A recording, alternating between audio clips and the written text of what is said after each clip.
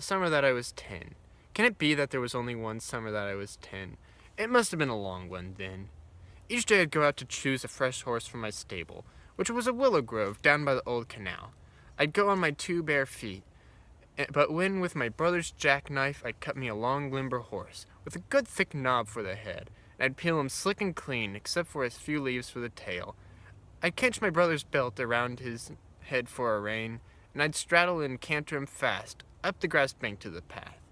I'd trot along the lovely dust that talcumed over his hoofs, hiding my toes and turning his feet into swift half-moons, the willow knob with the strap jouncing between my thighs was the pommel and yet the pole of my nickering pony's head.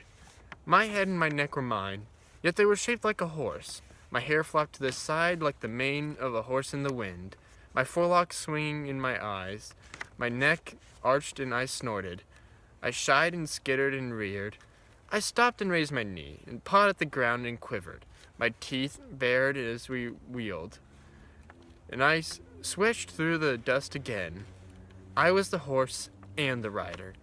I was the leather and the leather I slapped to his rump spanked my own behind. Doubled my 2 hooves beat a gallop along the bank. The wind twanged in my mane, my mouth squared at the bit, and yet I sat on my steed, quiet, negligent riding, my toes standing in the stirrups, my thighs hugging his ribs. At a walk, we drew up to the porch. I tethered him to a paling. Dismounting, I smoothed my skirt. I entered the dusty hall, my feet on the clean linoleum, left ghostly toes in the hall. "Where have you been?" my mother said. "Been ridin'," I said from the sink, and filled me a glass of water. "What's that in your pocket?" she said. "Just my knife." It weighed my pocket and stretched my dress awry. "Go tie back your hair," said my mother. "And why is your mouth all green?" "Rob Roy. He pulled the clover as we crossed the field," I told her. Alright, we are going to be using Tip Fast to analyze the Centaur by Mae Swenson. Now, first, we need to address the title. So, we ask ourselves, being the Centaur, is this poem going to be mythological? Because centaurs are a mythological character. Also, can I expect to see a real centaur or something that symbolizes with a centaur, or something that doesn't even really have to do with the centaur? My prediction is that the poem will explore 2 sides of something, similar to a centaur, which is part human, part horse. So next we move on to the paraphrase, which is the P. So in this poem, the speaker is presumably a woman. She's reflecting on her childhood when she would ride imaginary horses. She would ride, use tree limbs as horses, and she would imagine herself riding these amazing horses and becoming the horse as well. And at the end, she kind of has to fall back into reality when she goes home. So next we have F, which stands for Figurative Devices. So first we see some imagery. So in line 6, where we see fresh horse from my stable, and then we see was a willow grove by the old canal. And we also see my brother's jackknife.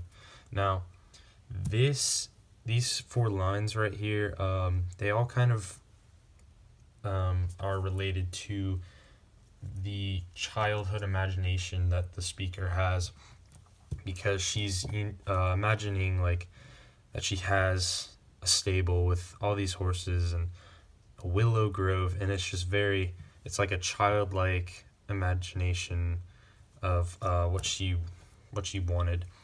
And then next we see some diction in line 17, where you see straddle and canter, and then in line 20 we see talcumed, and then 24 we see jouncing. Now, the speaker uses these words as opposed to, just very simple words to express the sophistication of this like horse she's riding and the beauty of the horse. And she uses these complex words to reflect on this horse and how beautiful it is and how amazing that the horse riding is. And then we see a simile in line 28 where we see she's talking about my head and my neck were mine, yet they were shaped like a horse. And then right in line 30, my hair flopped to the side like the mane of a horse in the wind. So she's comparing herself to a horse, and she's displaying that connection she has with the horse. And then pretty much in lines 31, starting right here, all the way to lines 37,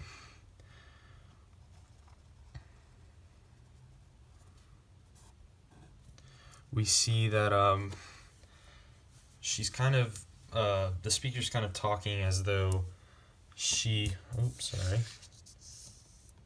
the speaker's talking as though she's almost like she is the horse, and you kind of can see that where you see I sheed and skittered and reared, and then she have pawed at the ground. So normally a human wouldn't do that. And then in line 37 we see swished. So some more diction, and then like up here we see twanged. So she's continuing that sophistication of the horse. And then we also see, like, as she keeps writing, more and more of her lines relate to her as the horse. And then line 52 we start to see some imagery of the setting of where she is now. So entered the dusky hall on the feet on the clean linoleum. So she's describing, her house coming back to reality. She's using these dusky hall and clean linoleum to really set in the setting of what she's coming back to. All right, so next we move on to attitude, which is also tone. Now, throughout this poem, the author portrays a simplicity tone where she reflects on a childhood memory with, peaceful aspects of that memory, the horse, riding the horse, the tree, and then the fields. And it's really a just simple and peaceful tone.